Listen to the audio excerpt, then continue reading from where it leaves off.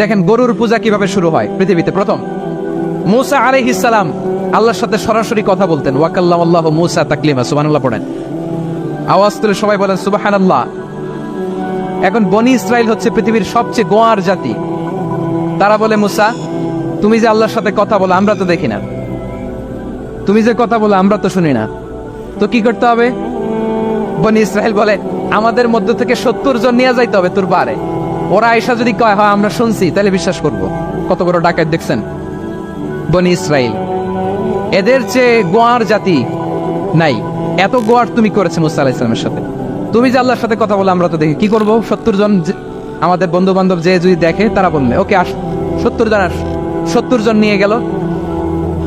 মুসা আলাইহিস সালাম হারুন আলাইহিস সালামকে খেলাফা দিয়ে গেলেন, আল্লাহ ওনাকে নবী বানালেন। মুসা আলাইহিস সালাম বললেন, হারুন খবরদার, বনি ইসরাইলের মধ্যে তাওহীদের বাণী প্রচার করবা, ঐক্য ধরে রাখবা, বিচ্ছিন্ন হতে দিবা না। চলে গেছে। এইদিকে বনি ইসরাইলের এক দুষ্ট লোক ছিল, নাম সামিরি। কি নাম? সামিরি। সে সবাইরে বললো তোমাদের স্বর্ণগুলো ফালাও। স্বর্ণগুলো ফেললো, বনি ইসরাইলের স্বর্ণগুলোকে গলিয়ে সে একটা গরুর বাচ্চা বানালো। গোবৎস। কিসের বাচ্চা? দেখেন গরুর পূজা কিভাবে শুরু হয় পৃথিবীতে প্রথম। গোবৎস পূজা, গরুর বাচ্চার পূজা কিভাবে। সে স্বর্ণগলি গরুর বাচ্চা করে জিবরাইল আলাইহিস সালাম যে জমিনে এসেছিলেন, ওই ফেরেশতার পায়ের নিচের একটু মাটি সে বুদ্ধি করে প্যাকেটে রেখে দিয়েছিল। সে গরুর বাচ্চা বানায় স্বর্ণ দিয়ে গলিয়ে ওই মাটি এটার মধ্যে ঢুকাই দিছে বেলকি দেওয়ার জন্য। স্বর্ণ দিয়ে বানানো গোবৎস গরুর বাচ্চার গায়ে যখন সেই মাটি ছুঁড়ে দেয়া হলো, এখন বাছুরের ভেতর থেকে ভ্যাঁ ভ্যাঁ আওয়াজ আসতেছে। কি আসতেছে? সবাই তো অবাক। সামিরি বলে, আরে তোমরা যে 70 জন দিয়ে মুসা আলাইহিস সালামরে পাঠাইছো ওইদিকে, এত ঘুরতেছে, আল্লাহরে খুঁজে পায় না, আল্লাহ তো এটার ভিতরে ঢুকছে। নাউজুবিল্লাহ বলবেন না? তোমরা যে 70 জন দিয়ে পাঠাইলা, 70 জন নিয়ে মুসা আলাইহিস সালাম খালি ঘুরতেছে, আল্লাহরে পায় না। পাবে কেমনে? আল্লাহ তো, নাউজুবিল্লাহ, এটার ভিতরে সেজদা দাও। এই সেজদা দিয়ে গেল। আল্লাহর নবী হারুন আলাইহিস সালাম বললেন, খবরদার, এটা সুস্পষ্ট শিরক। আল্লাহ সব গুনাহ মাফ করে, শিরকের গুনাহ মাফ করে না। খবরদার, তোমরা থামো। কে শুনে কার কথা? এই যে যেমন এখন আমরা, আপনারা আমার কথা শুনতেছেন না? শুনতেছেন? হারুন আলাইহিস সালাম বললেন, খবরদার, এই শিরকি কাজে তোমরা সংযুক্ত হয়ো না। তোমাদেরকে কি মনে নাই আমার ভাই মুসা আলাইহিস সালাম কি বলছে? আল্লাহ শিরক মাফ করে না। খবরদার, শিরক করো না, আল্লাহরে ভয় করো। হারুন আলাইহিস সালাম তাদেরকে বুঝালেন, শিরক করো না, আল্লাহরে ভয় করো। শুধু এতটুকুই তিনি বুঝালেন, দাওয়াতি কাজ পালন করলেন, কিন্তু প্রতিরোধ করেন নাই, সশস্ত্র সংগ্রামে লিপ্ত হন নাই, বাধা দেন নাই। কারণ গৃহযুদ্ধ বেঁধে যেতে পারে। উনি ভাবলেন, আমি যদি আমার বাহিনী নিয়ে দাওয়াত দেওয়ার সাথে সাথে প্রতিরোধ করি, আক্রমণ করি, ওরাও আমারে আক্রমণ করবে, ব্লাডশিড হবে, রক্তপাত। এমন অবস্থা হবে বনি ইসরাইলের মধ্যে যেটা হয়তো আমার ভাই মুসাও কন্ট্রোল করতে পারবে না। সুবহানাল্লাহ কইবেন না? এক একজন নবীকে আল্লাহ তাআলা কি ইন্টেলেক্ট দিয়ে পাঠিয়েছেন। তিনি ভাবলেন, আমি দাওয়াতি কাজটাই করি, এটা যে হারাম এটা থেকে শুধু বারণ করি, কিন্তু প্রতিরোধ না করি। আমি যদি ঐক্য ধরে রাখতে পারি, বাকিটা আমার ভাই সামলে নেবে। সুবহানাল্লাহ। হারুন আলাইহিস সালাম প্রতিরোধ করলেন না। বনি ইসরাইলের মধ্যে গৃহযুদ্ধ বেঁধে যাওয়ার আশঙ্কায় প্রতিরোধ করলেন না, আক্রমণ করলেন না, শুধু দাওয়াত দিলেন। ইন দা মিন টাইম মুসা আলাইহিস সালাম আল্লাহর সাথে কথা বলে যখন ফিরে আসলেন, দেখলেন বনি ইসরাইলের অধিকাংশ লোক মুশরিক হয়ে গেছে। মুশরিক হয়ে গেছে। মুসা আলাইহিস সালাম রেগে গেলেন। রেগে প্রথমে বনি ইসরাইলদেরকে অ্যাটাক না করে ভাইয়ের দাড়ি ধরলেন। হারুন আলাইহিস সালামের দাড়ি আর চুল। মেজাজি নবী ছিলেন। হারুন, তুমি কি করলা? তোমার কি দায়িত্ব দিয়ে গেলাম, তুমি কি করলা? তুমি থাকতে বনি ইসরাইল কেমন করে শিরকের কাজে নিমজ্জিত হয়ে যায়?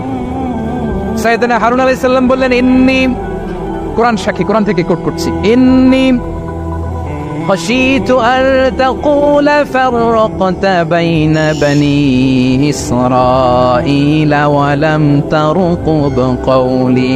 ও আমার ভাই, আমার দাড়ি ধরবেন না, আমার মারবেন না। আমি ভয় করেছি, আমি ভয় পেয়েছি, না জানি আপনি বলেন তুমি কেন খশিত আন তাকুলা ফাররাকতা বাইনা বানি ইসরাইল। আপনি এসে আমারে যদি বলেন তুমি কেন ঐক্য ধরে রাখলে না, কেন মারামারি হলো, কেন রক্তপাত হলো, তোমার কি এই দায়িত্ব আমি দিয়ে দিয়েছিলাম? আমার কথার দিকে কি তুমি ভ্রুক্ষেপ করো নাই? আমি যে বলছি তাওহীদের বাণী প্রচার করবা আর ঐক্য ধরে রাখবা, আমার কথা কি শোনো নাই? আপনি আমারে ধমকাবেন, এই জন্য আমি প্রতিরোধ করি নাই, আক্রমণ করি নাই, গৃহযুদ্ধ আটকানোর জন্য কিন্তু আমি দাওয়াত দিয়েছি। সুবহানাল্লাহ পড়েন।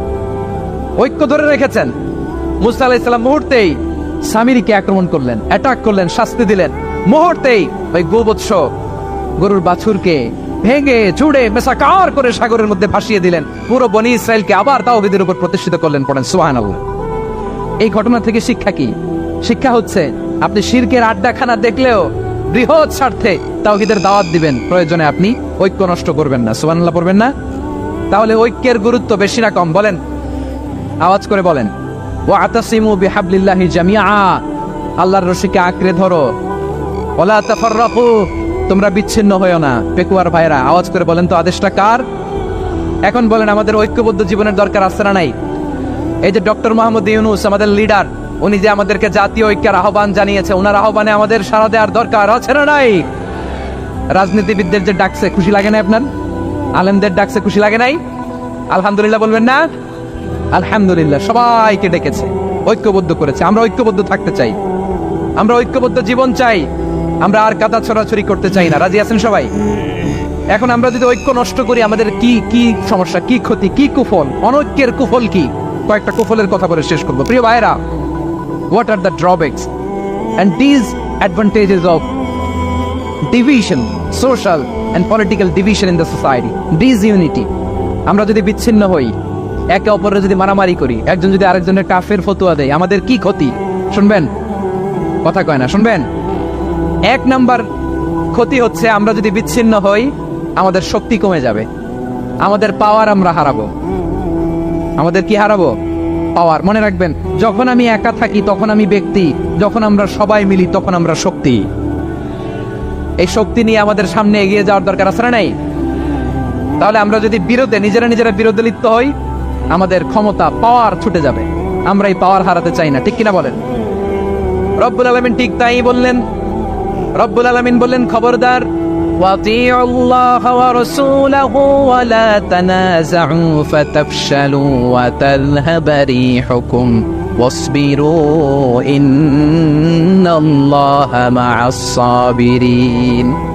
আল্লাহর আনুগত্য করো, নবীর আনুগত্য করো, কিন্তু খবরদার নিজেরা বিরোধে লিপ্ত হয়ো না, নিজেরা মারামারি করো না, তাহলে তোমাদের শক্তি কমায় দিবে কে? ফাতাফশালু, তোমরা সাহস হারাবা, ওয়া তাযহাবা রিহুকুম, তোমাদের শক্তি কমে যাবে, পাওয়ার কমে যাবে।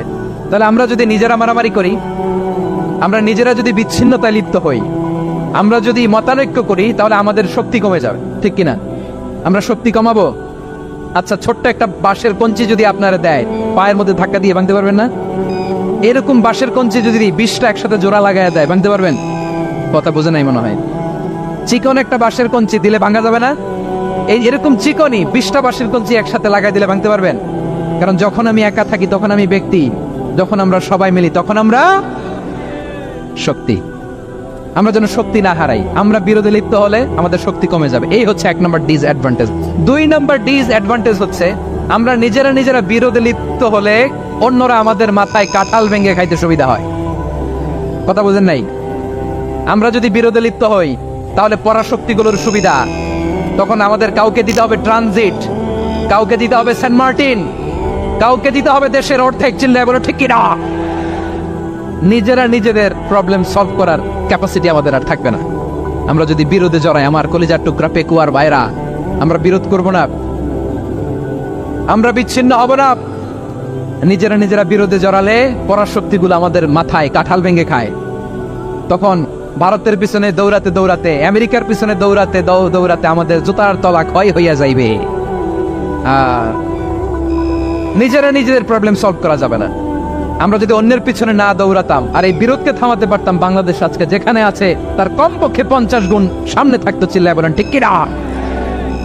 তাহলে 1 নম্বর ক্ষতি হচ্ছে আমাদের পাওয়ার লেস হয়ে যায়, আমরা দুর্বল হই যদি আমরা বিরোধ করি। 2 নম্বর হচ্ছে পরাশক্তিগুলোর সুবিধা নেয়। 3 নম্বর হচ্ছে আমাদের উন্নয়ন, দেশের উন্নতি, অগ্রগতি, এটা স্থবির হয়ে যায়, এটা বাধাগ্রস্ত হয়। প্রিয় ভাইয়ের, ইউনিটি, ঐক্য হচ্ছে একটা দেশের উন্নয়নের মূল ভিত্তি।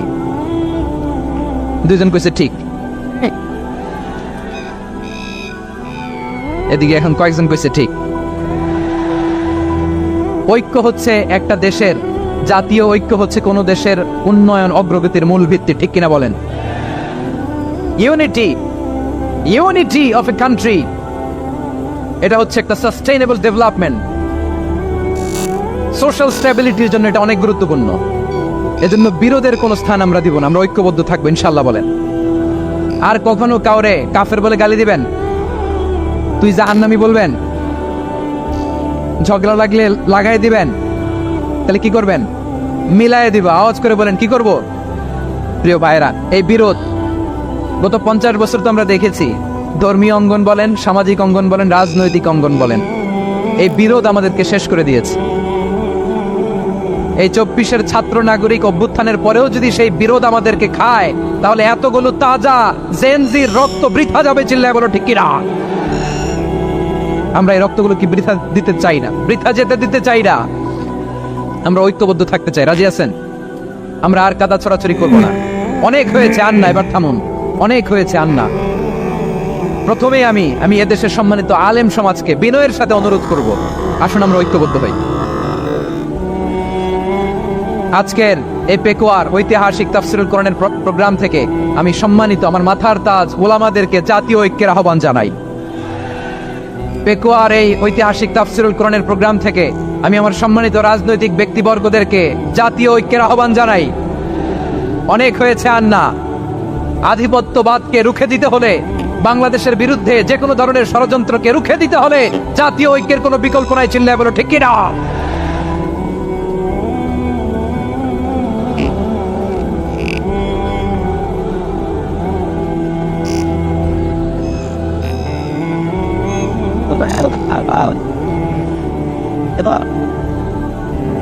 আমার প্রিয় ভাইয়েরা, আমার ভাইয়েরা, আর কাদা ছড়াছড়ি করব না ইনশাআল্লাহ বলেন। আল্লাহুম্মা ফাশহাদ। আল্লাহ তুমি সাক্ষী থাকো, আল্লাহ তুমি তৌফিক দাও। আওয়াজ করে পড়েন আমিন। আর একে অন্যকে কাফির বলে গালি দিব না, ঠিক কিনা বলেন? রাজি আছেন? ধ্বংস করে দিয়েছে আমরা আমাদেরকে। আপনার হালাকু খানের নাম শুনেছেন? মঙ্গল অধিপতি হালাকু খান।